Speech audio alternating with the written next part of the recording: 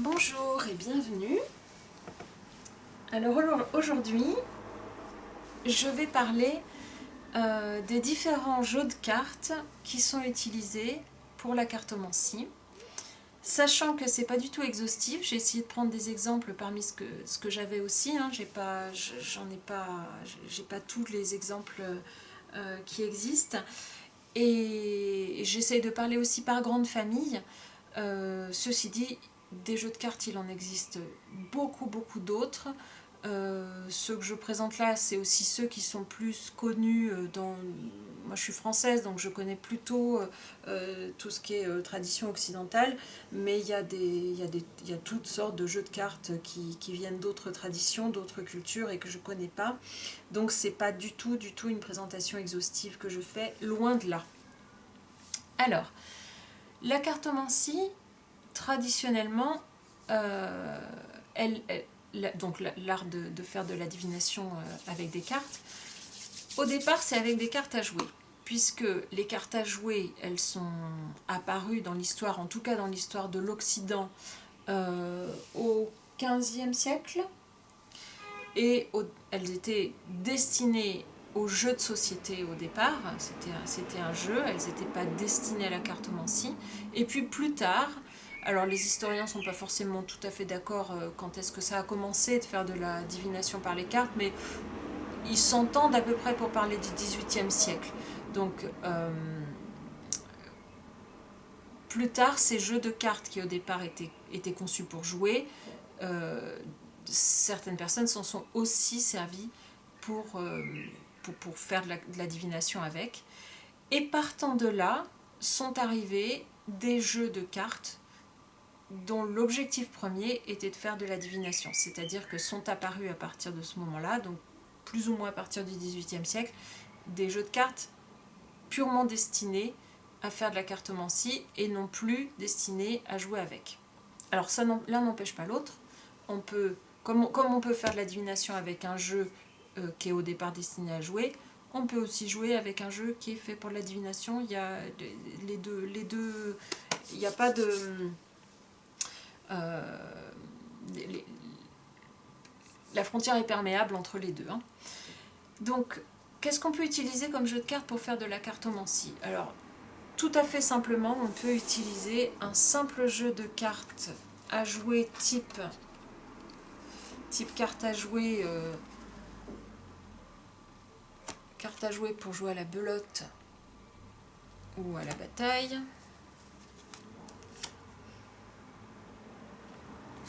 Ou au poker. Donc là, celui que j'ai, c'est un jeu de cartes avec des enseignes à la française.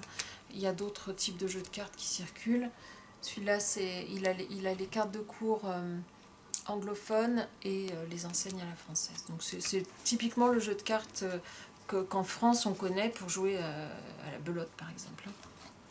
Donc on peut faire de la divination, de la cartomancie avec un jeu de cartes, soit un jeu de 36 cartes, soit un jeu de... soit un jeu de 32 cartes, pas 36, soit un jeu de 32 cartes, soit un jeu de 54 cartes. On peut également faire de la divination avec un jeu de tarot. Donc ils sont là, les tarots, et j'y reviendrai après parce que j'en parlerai un petit peu plus spécifiquement. Et on peut faire de la divination avec un jeu qui est spécialement conçu pour faire de la divination. Alors, un jeu qui est conçu spécialement pour faire de la divination, mais qui est directement tiré du jeu de cartes de 32 cartes, c'est le Petit Lenormand, du nom de Mademoiselle Lenormand, qui était une célèbre cartomancienne, qui a vécu à peu près, je ne suis pas historienne, donc vous me corrigez si je me trompe, qui a vécu à peu près au moment de la Révolution française, et qui a sa carrière de cartomancienne, elle s'est déployée à peu près au moment de la Révolution française et dans les années qui ont suivi, sous le Directoire, etc. Donc c'est un jeu qui part du jeu de cartes, du jeu de cartes tel qu'on le connaît. Sur chaque carte, il y a la miniature de la carte à jouer, plus une illustration et un numéro.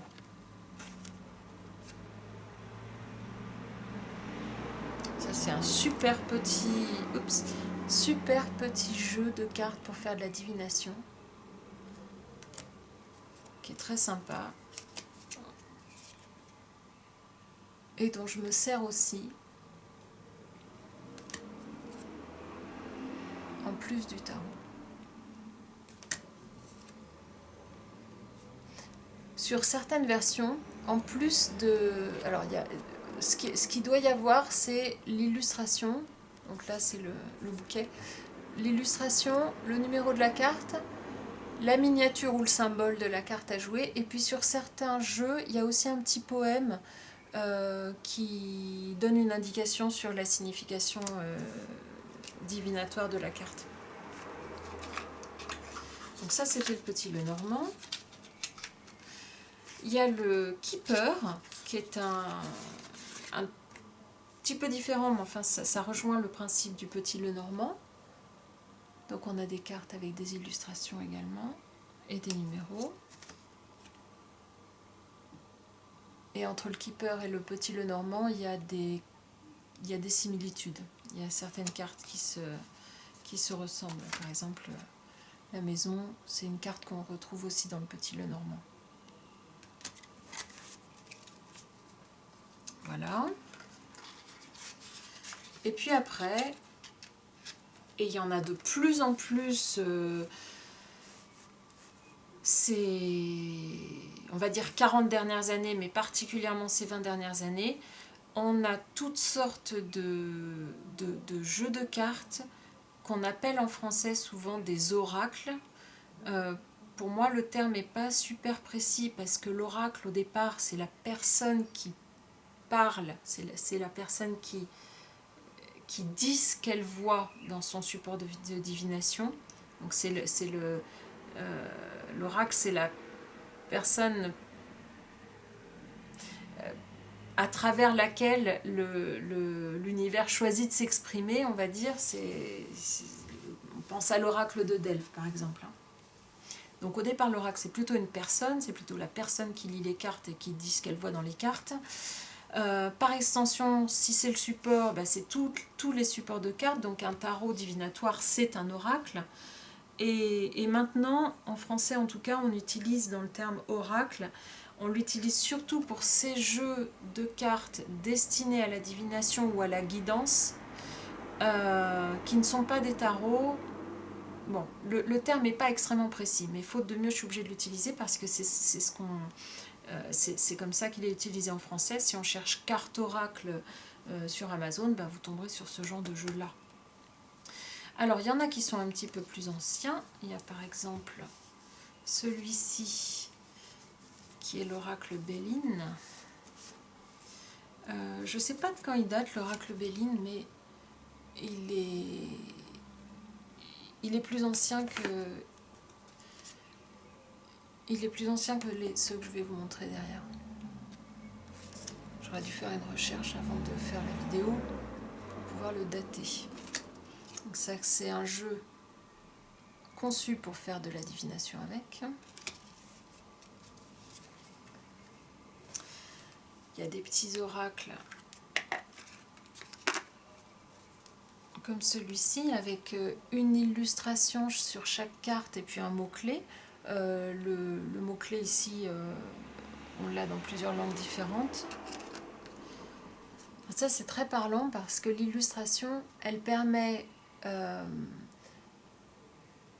grâce à la symbolique universelle et à ce qu'elle va évoquer dans l'imagination de chaque personne, elle permet, cette illustration, d'activer l'intuition de la personne qui regarde les cartes, et ça fait en quelque sorte une porte entre son conscient et son inconscient. Alors, par exemple, une image comme celle-ci, ça peut vraiment évoquer, avec le mot-clé en plus associé, ça peut vraiment évoquer beaucoup de choses et on peut intuitivement comprendre ou imaginer beaucoup de choses à partir de cette carte.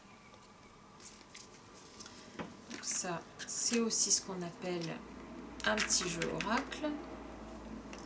Et puis, il y a des jeux qui sont un peu amusants. Celui-ci, qui s'appelle l'Oracle des Amoureux, il est plutôt destiné aux tirages sentimentaux, et chaque carte est en forme de cœur, avec un petit message derrière. Ça, c'était aussi pour montrer que les cartes, elles ne sont pas forcément rectangulaires. Il y a des cartes, les cartes à jouer traditionnelles, elles sont plutôt rectangulaires, mais après, on en a des carrés, on en a des rondes, et puis on en a même en forme de cœur ou en forme de tout ce qu'on veut. Donc là aussi, l'image et les symboles associés vont pouvoir activer l'intuition de la personne qui regarde les cartes.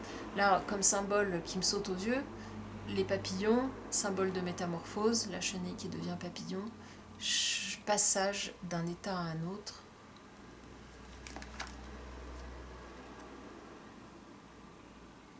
Voilà, donc dans ces jeux-là, l'illustration a le rôle d'activer l'imagination. Celui-ci, l'oracle du cœur innocent, celui-ci il est sympa parce que les images, les illustrations représentent des personnages de l'univers enfantin, de la littérature enfantine et des contes. Donc il va nous rappeler, puisqu'on a tous été enfants un jour, il va nous rappeler des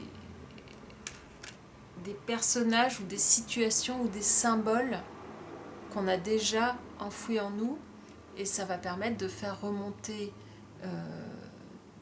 dans notre esprit conscient des images, des idées, des interprétations. Voilà.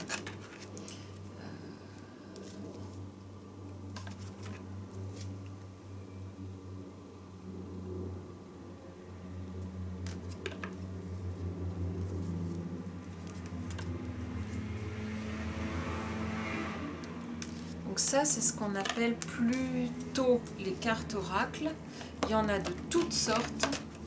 Il y en a vraiment de toutes sortes. Il y a les éditeurs, les artistes, c'est un super support pour les artistes pour s'exprimer.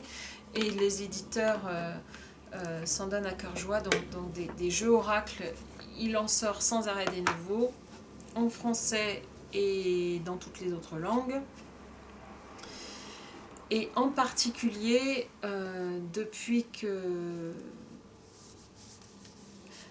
la vague du New Age des années 80, on va dire, ces supports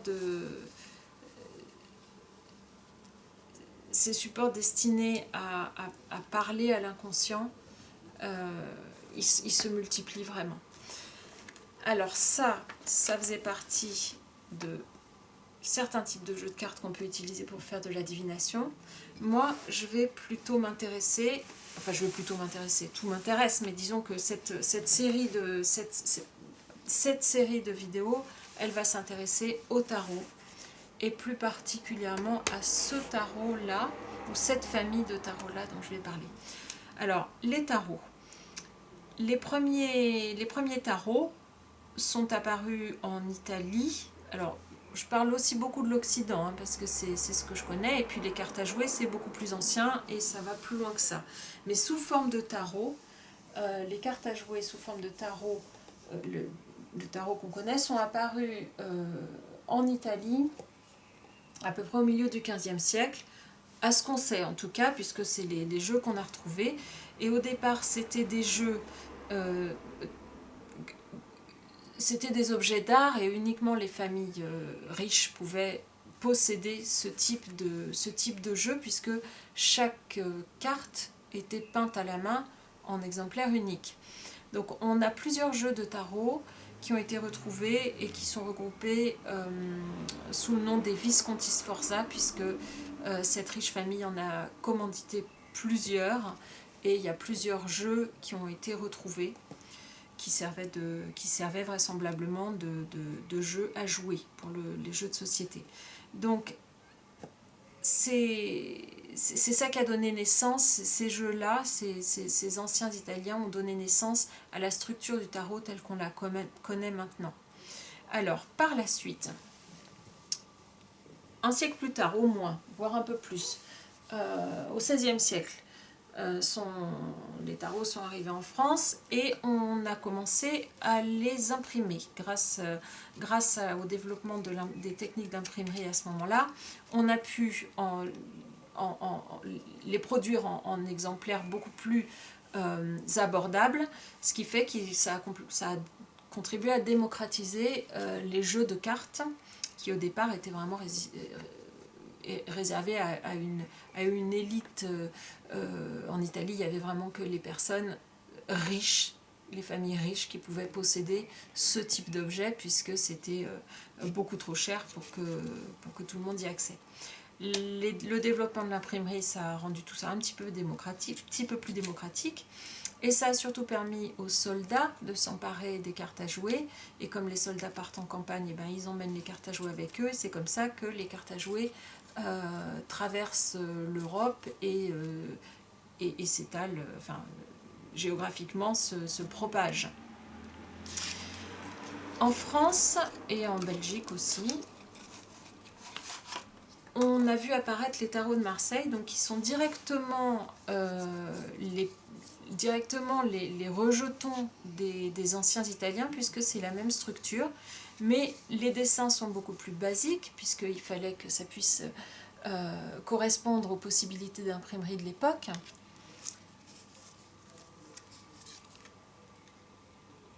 On a toujours des dessins assez évocateurs sur certaines cartes, et simplement la répétition d'un nombre de symboles pour les autres cartes. Donc tout ça, ça a pu être imprimé. Les tarots de Marseille, il n'y en a pas qu'un, il y en a eu plusieurs, puisque chaque imprimeur avait sa propre planche, ses propres planches. Chaque génération d'imprimeurs pouvait potentiellement apporter des modifications sur les planches qu'il avait héritées de l'imprimerie parentale. Donc des tarots de Marseille, il n'y en a pas qu'un, il y en a plusieurs. Mais ça reste un modèle convenu de tarot. Et puis, par là-dessus, ça s'est répandu. En même temps que le tarot de Marseille s'implantait et se développait par sa facilité de reproduction et du coup son prix plus abordable, en même temps, il y avait toujours des tarots italiens qui étaient de véritables œuvres d'art. Alors les Visconti Sforza, on en trouve des reproductions, maintenant moi j'en ai pas, mais il y avait par exemple dans les Italiens beaucoup plus récents, celui-là c'est un tarot qui date du 19e siècle, le Soprafino, des tarots avec des très très fines illustrations, très jolies. Donc ça c'est beaucoup plus récent, hein. Soprafino c'est 19e. Mais donc, ont coexisté les tarots de Marseille, avec les images plus simples qu'on connaît, et les tarots avec des images très très délicates, comme on peut voir sur celui-ci.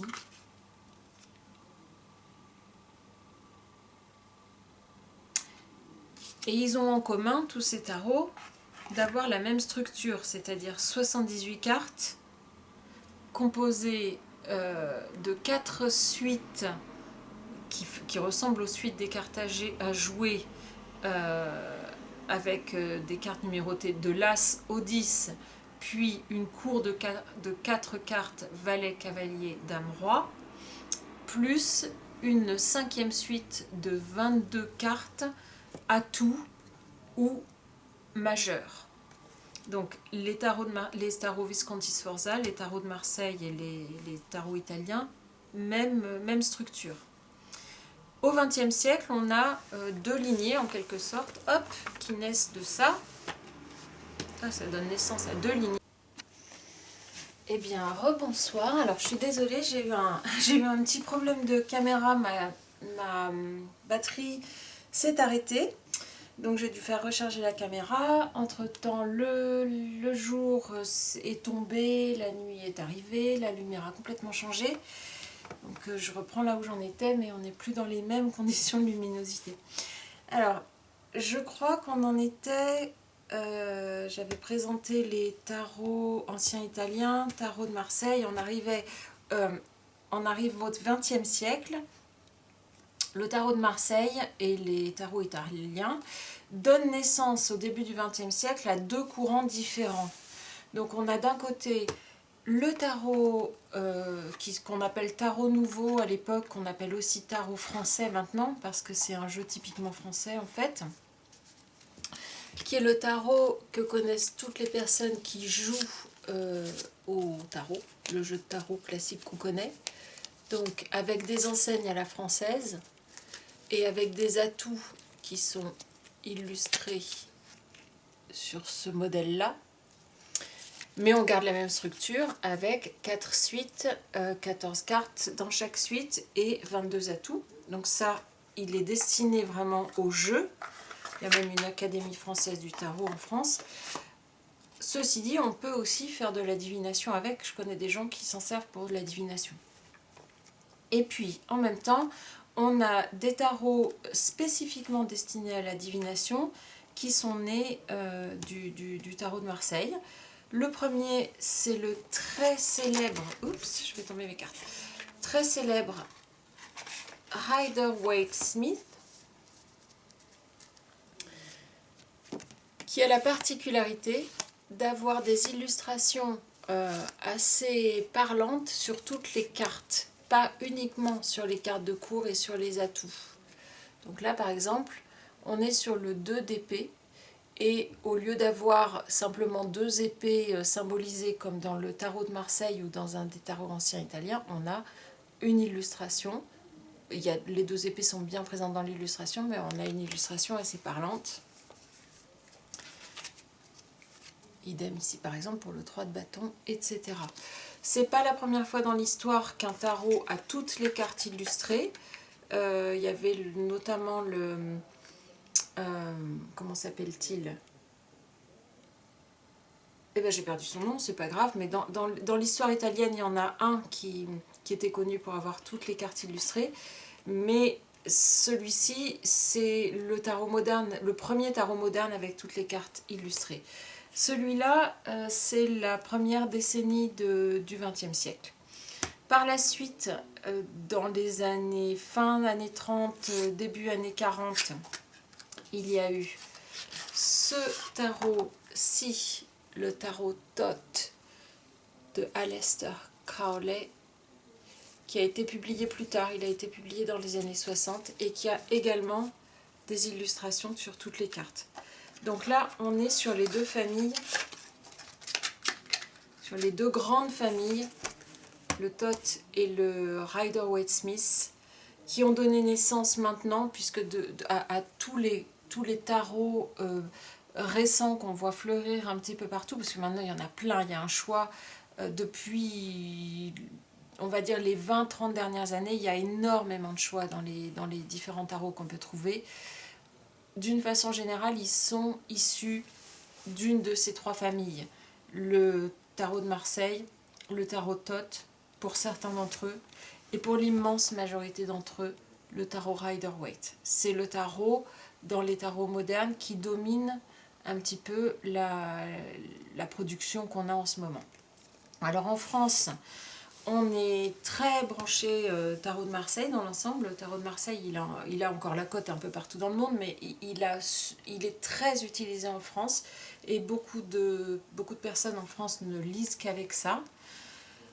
C'est avec celui-ci que moi j'ai commencé il y a plusieurs décennies maintenant, et par contre maintenant j'utilise vraiment beaucoup le Rider-Waite, et c'est celui-ci que je vais présenter dans cette série de vidéos.